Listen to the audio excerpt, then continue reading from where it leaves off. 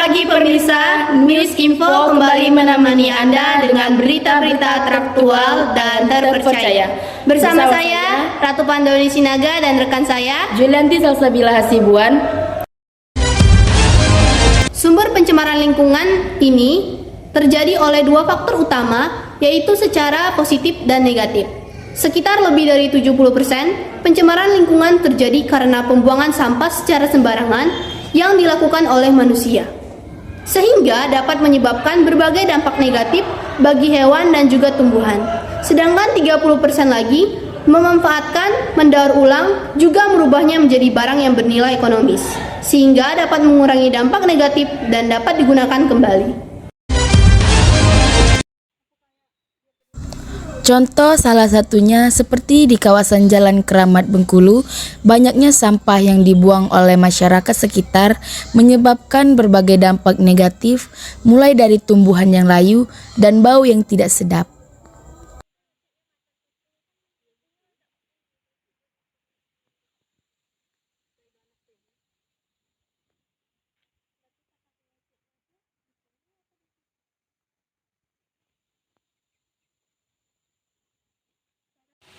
Baiklah, saya sekarang berada di Jalan Keramat. Bisa dilihat sendiri bahwa banyak sampah di sekitaran saya dari limbah rumah tangga. Dan baunya juga cukup sangat menyengat. Kalau untuk lebih lanjutnya kita akan mewawancarai. Baiklah, di samping saya ada Ibu Nur. Mari kita tanyakan pertanyaan kepada Ibu Nur. Bagaimana pendapat Ibu terhadap pencemaran di lingkungan ini? Kalau pendapat saya ya, pencemaran di lingkungan ini memang sangat mengganggu. Karena bagaimana tidak mengganggu, membuang sampah di sembarang tempat. Seandainya tidak membuang sampah di sembarang tempat, mungkin tidak mengganggu.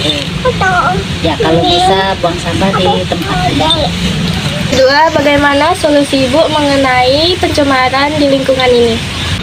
Solusi yang terbaik dengan cara mendaur ulang sampah plastik-plastik, kemungkinan limbah-limbah itu akan berkurang. Dan yang jelas, satu utama, kalau bisa jangan buang sampah di sembarang tempat. Itu kalau pendapat saya. Baik, makasih Bu Nur. Balik ke studio dengan saya Putih dari lapangan.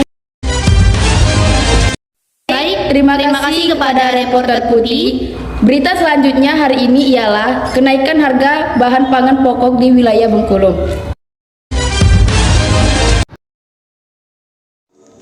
Bahan pangan pokok yang biasanya dijual murah di pasar, kini telah naik harga. Harga pangan pokok naik sebesar 2% dari harga biasanya. Pangan pokok yang naik drastis antara lain adalah bahan pokok utama seperti daging dan juga ikan. Tidak hanya dagingnya, telurnya kini juga naik menjadi Rp100. Masyarakat sekitar, terutama ibu rumah tangga, tentunya merasakan hal ini. Baik, sekarang saya sudah ada di pasar lokal. Jadi terlihat di belakang saya ada kios-kios yang menjual bahan pangan. Untuk lebih jelasnya, saya akan mewawancarai. Saya sudah ada Ibu Sri. Bu, bagaimana pendapat Ibu tentang kenaikan harga pangan akhir-akhir ini? Ya, sangat meresahkan warga di sini ya, terutama untuk gas sangat mahal sekali. Habis itu beras, kalau yang selebihnya sih alhamdulillah masih bisa tangani. Ya, bagaimana keinginan Ibu ke depannya untuk harga bahan pangan ini? Ya, kalau bisa seandainya balik lagi seperti semula gitu, biar rakyat yang kecil ini bisa merasa lega. Baik, terima kasih. Kembali ke studio dengan saya kita melaporkan langsung dari lapangan. Baik, terima kasih kepada reporter Gita.